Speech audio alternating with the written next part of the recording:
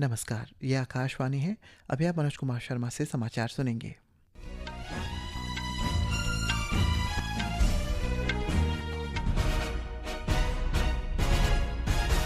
पहले मुख्य समाचार। राज्यपाल lieutenant general retired KT. Patnaik ने विश्व रेड क्रॉस दिवस के विशेष अवसर पर Indian red cross society Arunachal Pradesh राज्य शाखा के सदस्यों एवं स्वयंसेवकों सहित मानवता की सेवा में समर्पित सभी लोगों को हार्दिक शुभकामनाएं दी। मुख्यमंत्री पेमा खांडू ने common university entrance test CUET 2026 के परीक्षा केंद्र राज्य के बाहर आवंटित किए जाने के मुद्दे को औपचारिक रूप से केंद्र सरकार के समक्ष उठाया। अरुणाचल प्रदेश के चिकित्सा क्षेत्र में बड़ी उपलब्धि हासिल करते हुए Tomo Riba institute of health and medical sciences TRIMS Naharlagun ने राज्य में पहली बार रीनल आर्टरी सीरियो एन्यूरिज्म के लिए इंटरवेंशनल रेडियोलॉजी प्रक्रिया सफलतापूर्वक संपन्न की। लगभग 2 दशकों बाद पहली बार पासीघाट स्थित Daying Ering memorial wildlife sanctuary में एक रॉयल बंगाल टाइगर की तस्वीरें कैमरे में कैद की गई। पश्चिम बंगाल में भाजपा विधायक दल के नेता के चुनाव के लिए आज कोलकाता में बैठक।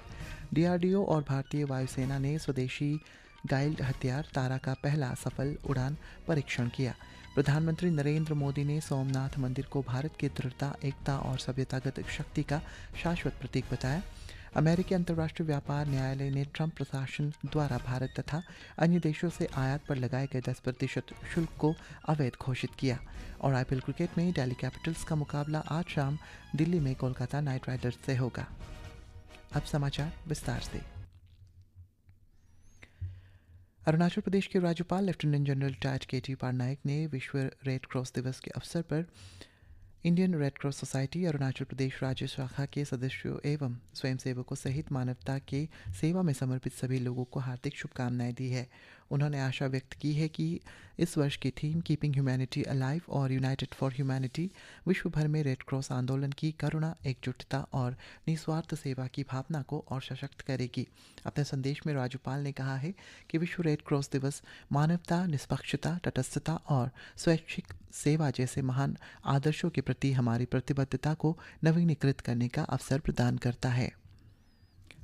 अरुणाचल प्रदेश के मुख्यमंत्री पेमा खांडू ने common university entrance test CUET 2026 के परीक्षा केंद्र राज्य के बाहर आवंटित किए जाने के मुद्दे को औपचारिक रूप से केंद्र सरकार के समक्ष उठाया है। केंद्रीय शिक्षा मंत्री धर्मेंद्र प्रधान को लिखे पत्र में श्री खांडू ने इस बात पर गंभीर चिंता व्यक्त की है कि अरुणाचल प्रदेश के बड़ी संख्या में छात्रों को अन्य राज्य में कई बार बहुत दूर स्थित परीक्षा केंद्र आवंटित किए गए हैं, जिससे अभ्यर्थियों और उनके परिवारों को भारी असुविधा और कठिनाइयों का सामना करना पड़ा है। अरुणाचल प्रदेश की विशेष भौगोलिक चुनौतियों का उल्लेख करते हुए मुख्यमंत्री ने कहा है कि कठिन भौगोलिक परिस्थितियां, सीमित संपर्क व्यवस्था और अविकसित परिवहन अवसंरचना के कारण राष्ट्रीय स्तर की परीक्षाओं में शामिल होने वाले छात्रों के लिए लंबी दूरी की यात्रा बेहद चुनौतीपूर्ण हो जाती है। इस बीच मुख्यमंत्री ने केंद्रीय शिक्षा मंत्री से परीक्षा केंद्रों के आवंटन पर पुनर्विचार करने तथा अरुणाचल प्रदेश के भीतर पर्याप्त CUET केंद्र स्थापित करने या कम से कम नज़दीकी और सुलभ स्थानों पर केंद्र उपलब्ध कराने का आग्रह किया। अरुणाचल प्रदेश के चिकित्सा क्षेत्र में एक बड़ी उपलब्धि हासिल करते हुए Tomo Riba institute of health and medical sciences TRIMS Naharlagun ने राज्य में पहली बार रीनल आर्टरी स्यूडो एन्यूरिज्म के लिए इंटरवेंशनल रेडियोलॉजी प्रक्रिया सफलतापूर्वक संपन्न की है। इस ऐतिहासिक उपलब्धि पर उप मुख्यमंत्री चाउना मेन ने ट्रिम्स को बधाई देते हुए सोशल मीडिया पोस्ट में कहा है कि ये उपलब्धि अरुणाचल के स्वास्थ्य क्षेत्र में तेज प्रगति और राज्य के लोगों तक उन्नत, न्यूनतम आक्रामक तथा जीवन रक्षक उपचार सुविधाएं पहुंचाने के लिए डॉक्टरों एवं चिकित्सा टीमों की प्रतिबद्धता को दर्शाता है। पश्चिम बंगाल में भाजपा विधायक दल आज अपने नेता का चुनाव करेगा। हमारे संवाददाता ने बताया है कि बैठक में शामिल होने के लिए केंद्रीय गृह मंत्री अमित शाह कोलकाता पहुंच गए हैं। पश्चिम बंगाल में तृणमूल कांग्रेस के लगभग 1.5 दशक के शासन का अंत हो चुका है। कल नवनिर्वाचित सरकार की शपथ ग्रहण के साथ ही बंगाल में राजनीतिक इतिहास में एक नई कड़ी का शुरुआत होगी। कल रविंद्र जयंती के दिन ब्रिगेड परेड ग्राउंड में पश्चिम बंगाल की पहली बीजेपी सरकार शपथ लेगी। बीजेपी के विधायक दल का नेता चुनने का प्रक्रिया को संपन्न करने के लिए पार्टी के नियुक्त पर्यवेक्षक और केंद्रीय गृह मंत्री अमित शाह पहले ही कलकत्ता पहुंच चुके हैं। कुछ ही देर में वो नवनिर्वाचित विधायकों के साथ बैठक करेंगे। इसी बैठक में बीजेपी विधायक दल की नए नेता का चयन किया जाएगा। इसके बाद राज्यपाल से मिलकर सरकार बनाने का दावा पेश किया जाएगा। कलकत्ता से अभिरूप भट्टाचार्य जी, आकाशवाणी के लिए। असम में भाजपा के नेतृत्व में राष्ट्रीय जनतांत्रिक गठबंधन सरकार लगातार तीसरी बार 12 मई को शपथ लेगी। प्रदेश पार्टी अध्यक्ष दिलीप सैकिया ने बताया है कि प्रधानमंत्री नरेंद्र मोदी मुख्य अतिथि के रूप में शपथ ग्रहण समारोह में शामिल होंगे। उन्होंने बताया कि भाजपा विधायक दल की बैठक रविवार को होगी। तमिलनाडु में नई सरकार गठन में देरी से राजनीतिक स्थिति अनिश्चित बनी हुई है। सरकार बनाने के लिए आवश्यक 118 में बहुमत तक पहुंचने के लिए बातचीत जारी है। डीएमके और ऑल इंडिया अन्ना डीएमके पार्टी ने कल नवनिर्वाचित विधायकों के साथ बैठक की। केरलम में नई सरकार के गठन को लेकर चर्चाएं चल रही है। यूडीए की प्रमुख पार्टी कांग्रेस रविवार तक अपने नेता की घोषणा कर सकती है। लगभग 2 दशकों बाद पहली बार अरुणाचल प्रदेश के ईस्ट सियांग जिले के पासीघाट स्थित Daying Ering memorial wildlife sanctuary में एक रॉयल बंगाल टाइगर की तस्वीर एक कैमरे में कैद की गई है। ये बाघ अभयारण्य में हाल ही में किए गए कैमरा ट्रैप सर्वेक्षण के दौरान रिकॉर्ड किया गया, जिसे Ashoka trust of research in ecology and the environment के तकनीकी सहयोग से संचालित किया गया था। इस खबर पर प्रतिक्रिया देते हुए डिविजनल फॉरेस्ट ऑफिसर केम्पी अहतर ने कहा है कि बाघ की वापसी पारिस्थितिकी तंत्र की मजबूती और संरक्षण प्रयासों के सतत प्रभाव को दर्शाती है। अधिकारियों के अनुसार सर्वेक्षण में गंभीर रूप से संकटग्रस्त चाइनीज पेंगोलिन तथा दुर्लभ और लुप्तप्राय हिस्बट हेयर की भी उपस्थिति दर्ज की गई है, जिससे अभयारण्य के नदी तटीय घास भूमि पारिस्थितिकी तंत्र में पारिस्थितिकी महत्व की पुष्टि होती है।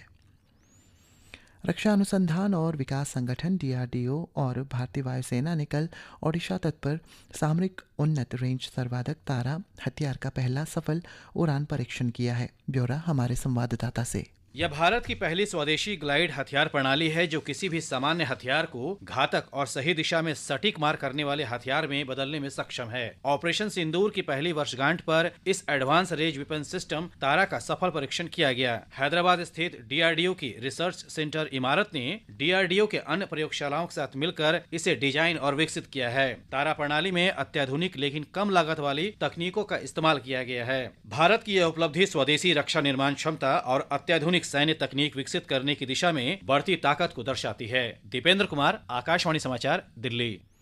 प्रधानमंत्री नरेंद्र मोदी पुनर्निर्मित सोमनाथ मंदिर के उद्घाटन के 75 वर्ष पूरे होने के उपलक्ष्य में सोमवार को गुजरात के दौरे पर रहेंगे। देश के प्रथम राष्ट्रपति राजेंद्र प्रसाद ने 11 मई सन 1951 में पुनर्निर्मित सोमनाथ मंदिर का शुभारंभ किया था।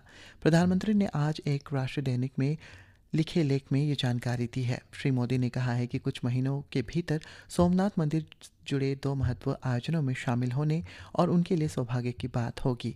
एक रिपोर्ट।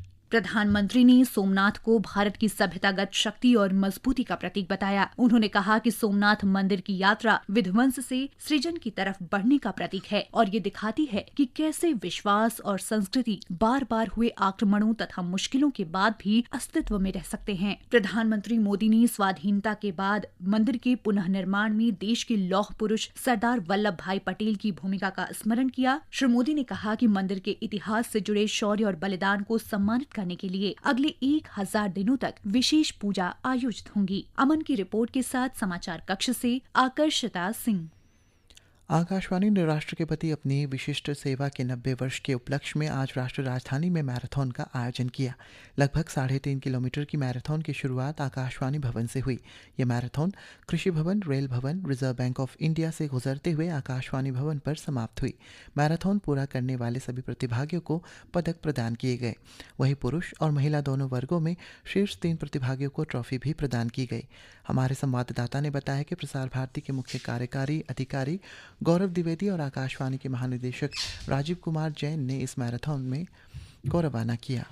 आकाशवाणी के व्यापक राष्ट्रव्यापी नेटवर्क में इसी प्रकार के मैराथन और वॉकाथॉन कार्यक्रमों का आयोजन किया जा रहा है, जिससे 90वीं वर्षगांठ के समारोह के दौरान व्यापक जनभागीदारी और जागरूकता सुनिश्चित हो सके। इस अवसर पर प्रसार भारती के सीईओ गौरव द्विवेदी ने कहा कि मैराथन के माध्यम से फिटनेस का संदेश जनता तक पहुँचाया जा रहा है। इस साल 90 वर्ष पूरे करने के उपलक्ष्य में विभिन्न कार्यक्रम आकाशवाणी में आयोजित किए जा रहे हैं। हमारे पूरे देश में जितने भी स्टेशन हैं, जो देश में फिटनेस की एक मूवमेंट माननीय प्रधानमंत्री जी के आह्वान पर आरंभ हुई, उसका संदेश भी लोगों तक ले जाने के लिए ये उस कड़ी में एक कदम था। आकाशवाणी के महानिदेशक राजीव कुमार जैन ने बताया कि आयोजन सार्वजनिक प्रसारक के रूप में आकाशवाणी द्वारा देश की सेवा में किए गए योगदान को दर्शाता है। इसी के साथ ये समाचार बुलेटिन समाप्त हुआ। नमस्कार।